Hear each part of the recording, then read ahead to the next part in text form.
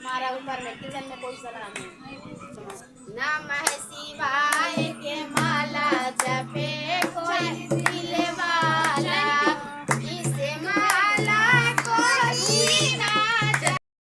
साल में 4-5 बार और करवा ली ना, फक्त एक डबल डोर की जरूरत नहीं। एक सेठ की लड़का था तो उसने गाड़ी तो कहीं जा रहा था, गाड़ी से कहीं जा रहा था तो कैसे लाइट लगाऊंगी? रास्ते में उसकी शाम हो गई, चलते चलते उसकी शाम हो गई रास्ते में। तब नहीं तो अपनी गाड़ी जब जाने लगा तो रात के समय था और रास्ते में एक नाग और एक नागिन दोनों आपस में चल रहे थे। तो जैसे वो सेठ की लड़का गाड़ी बढ़ाया वैसे उसकी नाग के सिर पे लग गया, नाग कट गए। नागिन अकेली हो गई, नागिन पीछे होकर रोने लगी। रोते रोते नागिन बोली कि ये सेठ की लड़का, जैसे तुम हमारा सुहाग उजाड़ा है वैसे मैं रहूँगी तो तुम्हारा सुहाग कभी न कभी शादी हो तो मैं उजाड़ नहीं रहूँगा, क्योंकि मुझे अकेले जीवन अच्छा नहीं लग रहा है रहने में। बेचारी एक करके नागिन तड़पते हुए चले गई। चलते चलते जब राजा का लड़का जब घर पहुँचा, पहुँचने के बाद जब घर आया तो बहुत घास होकर वो लेट गया। लेटने के बाद माँ बाबू क्या बात हुआ, क्यों ऐसे घास होके लेट रहा है? तो उसने कुछ बताया नहीं, बता के फिर मन गुस्से ऐसे रह गया। रहने के बाद में फिर उन्होंने फिर एक दिन और पूछा उसकी माँ, बोला कि बेटा क्यों इतना मनहूस क्यों हो? चलता था सबके साथ में और अभी तुमने इतनी घास होके सो रहा है, क्या बात, क्या तकलीफ हुआ तुम मुझे बताओ। और तुम बड़ा भी हो गया, तुमको शादी भी मुझे करना है, मुझे होगा नहीं है, शादी ब्याह भी तुमको करना जरूरी है। मैं तो शादी करूँगा नहीं, और ज्यादा तुम लोग अगर जोर जबरदस्ती है तो मैं शादी जिस लड़की से मैं शादी करूँगा उस लड़की भगवान भोलेनाथ की भक्ति में हो और शिव चर्चा करती हो, उसी लड़की से मैं शादी करूँगी। माँ उसकी बहुत निराश हो गई, बोले ऐसा लड़की कहाँ से मिलेगी भाई, महादेव की भक्ति में लगी रहे। और बेचारी ऐसे उदास होकर बहुत जगह पता बताने लगी कि मैं लड़का के शादी करूँगी, ऐसा तो लड़की है वो बताइए।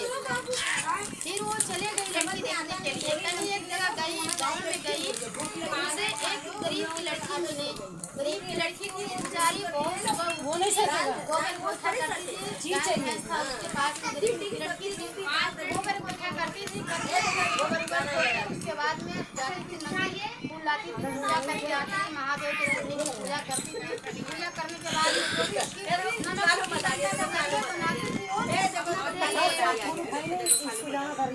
उसके बाद जब पता लगा कि भगवान की लड़की में ज्यादा रहती है तो बोले लड़की के बाप उसकी माँ बोली ऐसा कीजिए कि आप अपनी लड़की की शादी हमारे लड़का के साथ कर दीजिए। तो उस लड़की के बाप सोचा कि भाई मजाक उड़ा रहा है, इन लोग कहाँ सेठ, हम कहाँ गरीब की लड़की, कैसे मैं इनके घर जाऊँ? भाई लड़की वाला को सोचना पड़ता है लड़के वाले को पास में जाने के लिए, भाई अच्छा खासा है तो भाई कैसे जाऊँ उसके पास, क्या मेरे बनेगा नहीं बनेगा?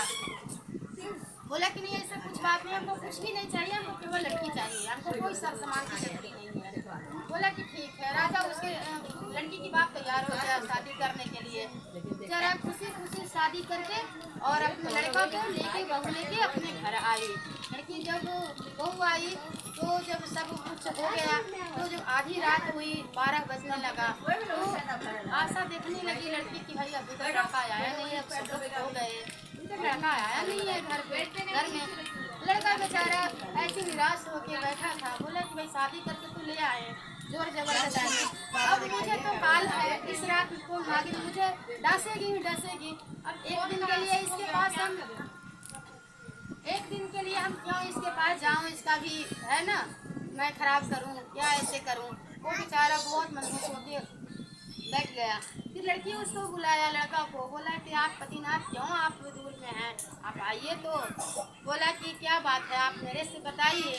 बोला कि हम क्या बताएं, बताने लायक ही नहीं है, क्या बताऊं मैं? बोला कि कुछ भी तो है ऐसा बताइए जो मेरे से समस्या का हल हो सके। बोला कि से लड़का बोला कि से मैं क्या बताऊं, मैं कहीं रात के सफ़र में कर यही हाथ धो लेना ना। कोई पिया था का ये गिलास? यही पिया उसने। ये गिलास के लिए क्या है? दूसरा ना हाथ लगे पानी दे देना, हाथ धो लेना। तो उसने बताया कि साहब बताओ, तो बोला कि से मैं रात की सफर कर रही थी, मेरे से ना एक नाग और एक नागिन रोडों पे जोट कर रहे थे। उसमें मैंने गाड़ी ऐसी चलाई जो नाग कट गया, नागिन रह गई और नाग कट गया।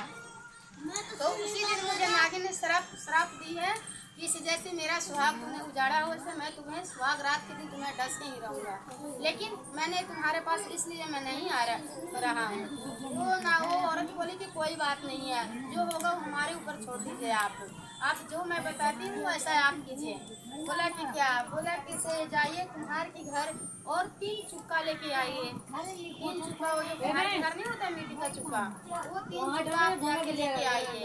3 चुक्का लेके आइए। वो बेचारा लड़का गया कुम्हार के घर, 3 चुक्का लेके आया। 3 चुक्का जब लेके आया तो बोला कि से किसी का रात के समय में दूध कहाँ मिलेगा? तो बोला कि किसी का दरवाजे पर भैंस गाय बंधा होगा, उसने से आप दूध दूध के ले आइए। तो बेचारा लड़का गया, बाल्टी उठा के अपने दूध किसी का दरवाजे पर से भैंस के दूध जाके दूध के ले आया। बोला ले आके अपना पत्नी के दिया। पत्नी के देने के बाद में बोला कि ये पतिनाथ आप बैठ जाइए पलंग पे, और जो भी होगा काल कष्ट जो भी आएगा वो मेरे पास ही आएगा। उसने क्या किया कि 1 चुक्का दूध भरा। दूध भरने के बाद में अपने फर्स्ट गेट जो था गेट पर रख दिया। दूसरा चुक्का दूध भर के वो बीच में गैलरी में अपना, जैसे घर में जाने का उसका पलंग से रास्ता था, बीच में घर में रख दिया। और तीसरा चुक्का दूध भर के अपने पलंग के नीचे जहाँ चढ़ने का होता है वहाँ रख दिया।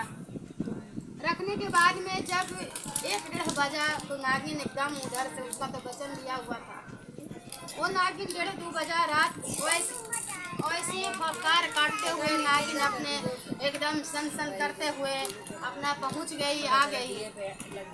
जब आ गई तो दरवाजे पर लड़की किवाड़ी के पीछे खड़ी थी और अपने पति को बैठा दिया था पलंग पे। बोला कि जैसी नागिन आया वैसी अपना सर झुका के प्रणाम किया। प्रणाम करने